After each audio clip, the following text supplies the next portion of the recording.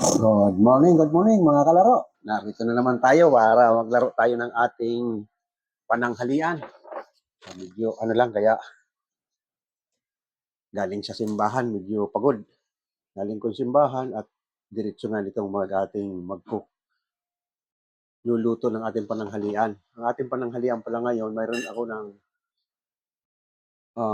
liempong pinakuluan na ito para madali ng ano natin ito, malambot na ito, pinakuluan ko na ngayon. Ayan, liempo. 1 kilong liempo ito. Tapos, isisigang natin siya sa tamarind powder. Ang ating mga gulay ay ito, sitaw, kangkong, gabi, sibuyas, kamatis, luya. Madaling sabi, ang ating vegetables nito ay 6 na klase. Sisigang natin at ang kapartner ay fried Gigi. Alam mo naman ito, laging available itong ating galunggong, lalong-lalo sa pag may mga sabaw.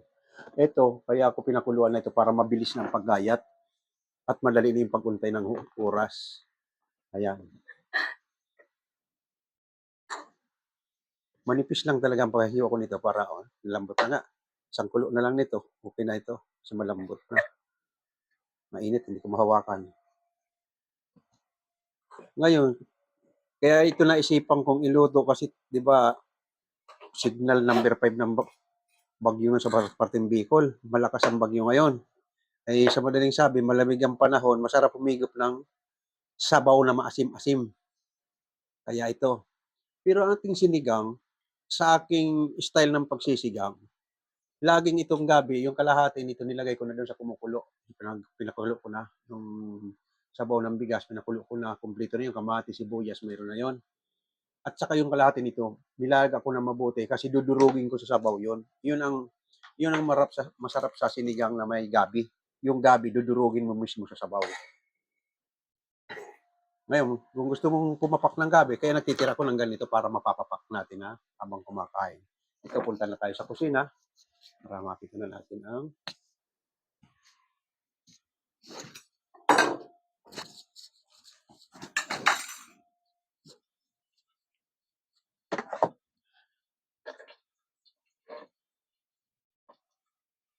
ayan, naka-ready na lahat. Pulo na itong mga ito.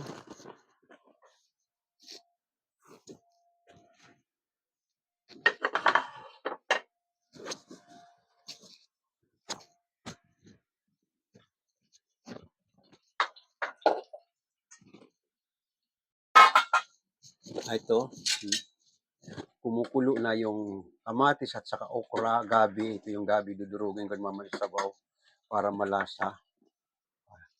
Lalagay na natin ito. Sabay-sabayin na natin itong medyo matigas.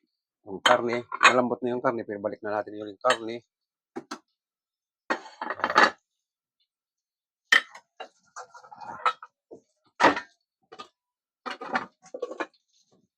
Pagpalitin natin ang pwesto kasi ayaw kong natatalsikan dito ng pagpiprito.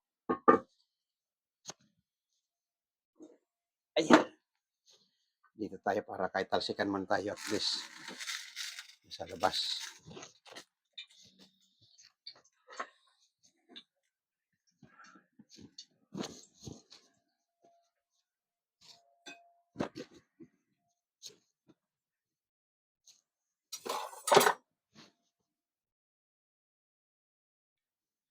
Ito, mainit na yung ating kawali.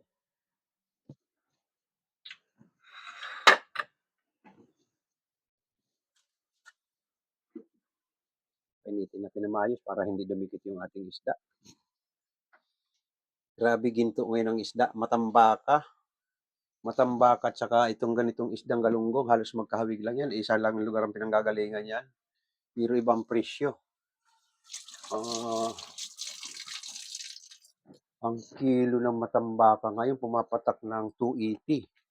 280. Grabe. Itong galunggong ay 260. Ito, mainit na.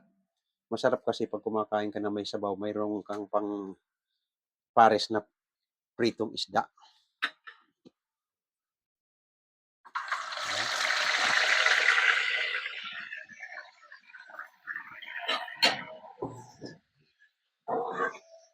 depensa para hindi tayo talsikan. Ating sinigang, isang kulo lang ito. Mainit ng dati.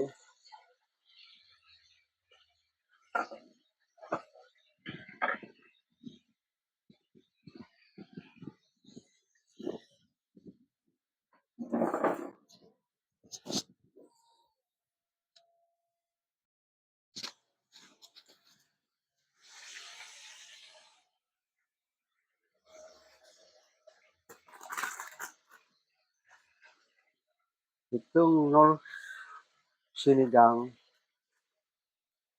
original. Pero pag ako bumibili nito, binili ko na nung mga anak ko nung mag-grocery sila. Pag ako bumibili, mas gusto ko yung sinigang na may gabi. Kahit na wala kang mabiling gabi, may gabi na yun. Sunod na natin yung kangkong. At dati nang malambot yung kangkong, pinakuluan ko na.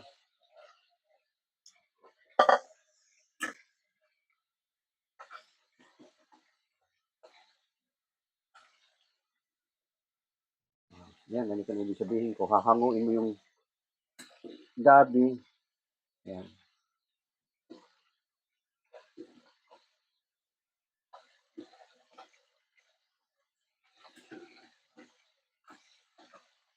Durog na isang kaputol. Ito na dito.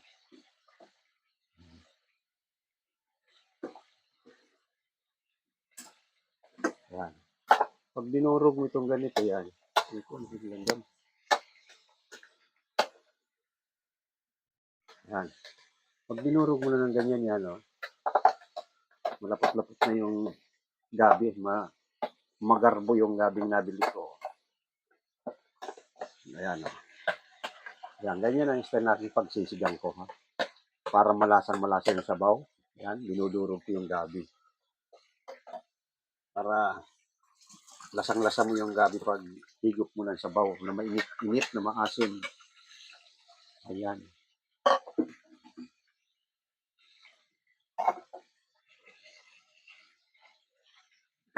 Yan natin ang asin.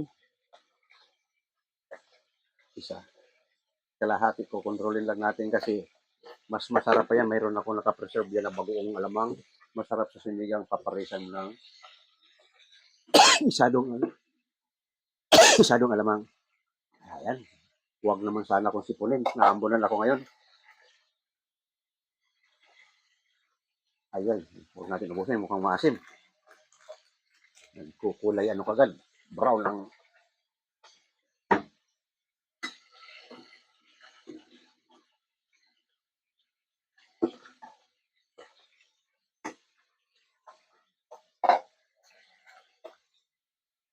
yung ating magic sarap ay laging available. Magic sarap laging available sa ating itong pagluluto. Hati lang. Pang masyado marami.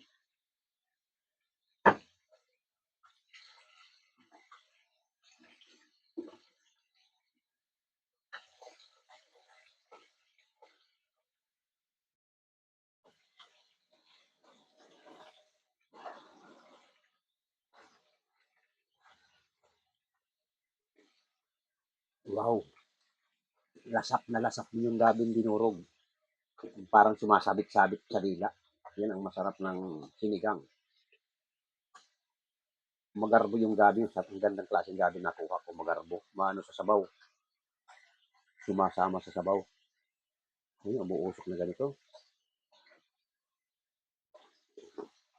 Ang sarap. Okay. Ready na yung ating sinigang. Antayin na lang natin yung ating fried fish.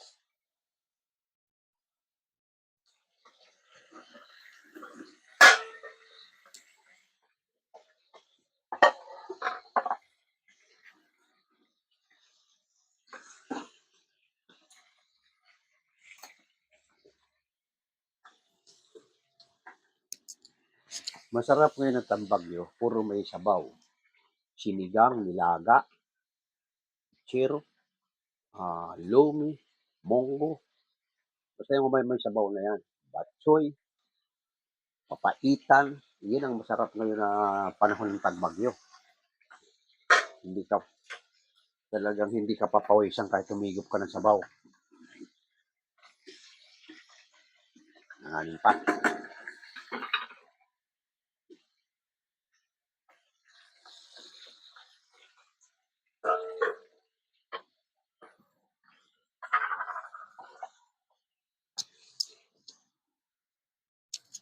Ayan na. Pumapatak ng ulan, tumatagaktak ng ulan.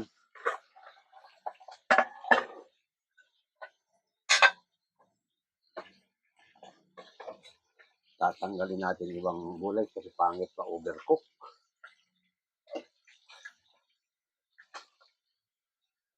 Ayan.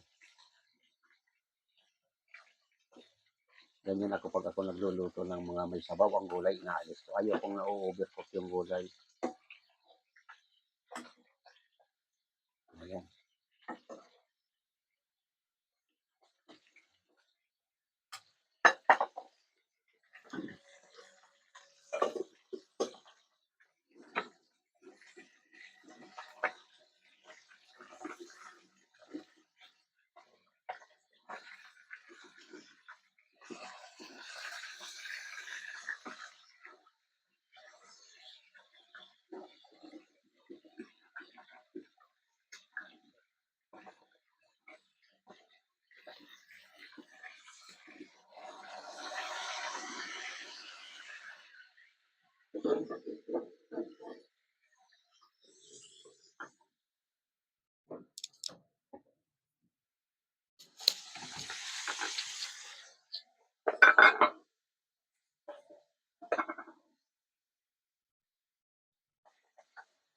Masarap ngayon, mga bulalo. Basta may sabaw, napakasarap ko yung natag-ulan.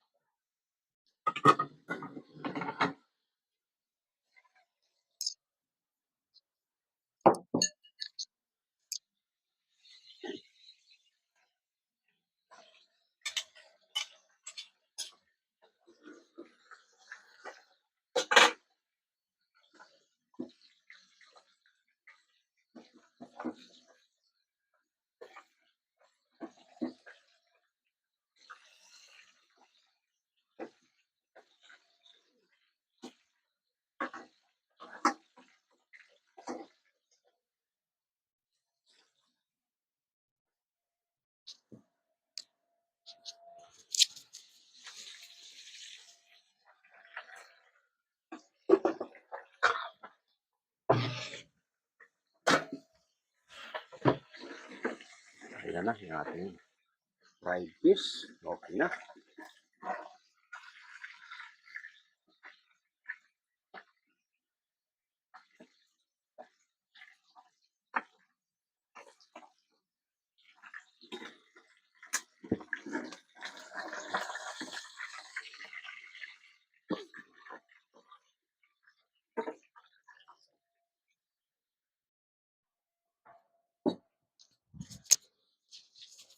Okay, balik na tayo sa dining. Patayin na mga apoy.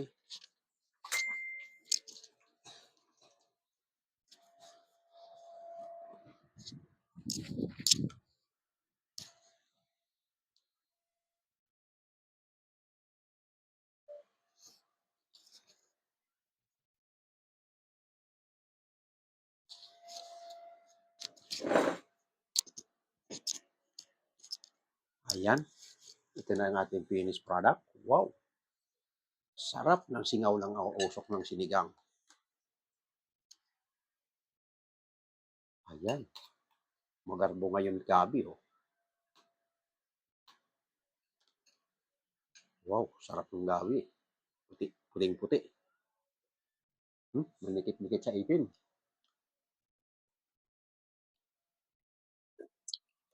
Wow.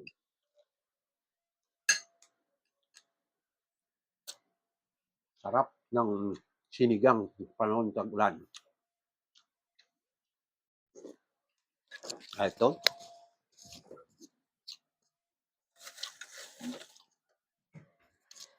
mayroon pa tayong pagkakain ka ng kanin. Masarap sa sinigang ang kapartner na ginisang bagoong. May ginisa akong bagoong partner na sinigang.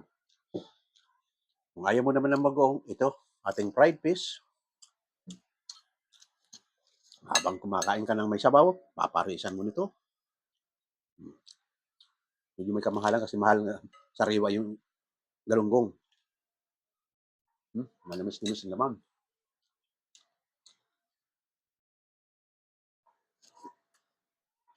Yung ating sinigang sa mga gulay, hindi man kumain siya, nandyan na sa sabaw ang lasa ng gulay. Kaya pwedeng-pwede dito sa ating mga chikiting na pihikan kumain ng gulay, sabawan mo lang yung kanin niya, makakain niya na ang lasa ng ating mga gulay.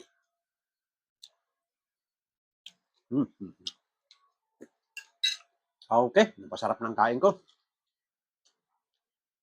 Maraming salamat ulit sa ating mga taga-subaybay dyan, lalo-lalo na sa mga gustong matutong magluto. Sundan lang natin si Manleo step by step, pangkaraniwang na pangbahay, lasang Pinoy ito. Yan ang ating mga niluluto.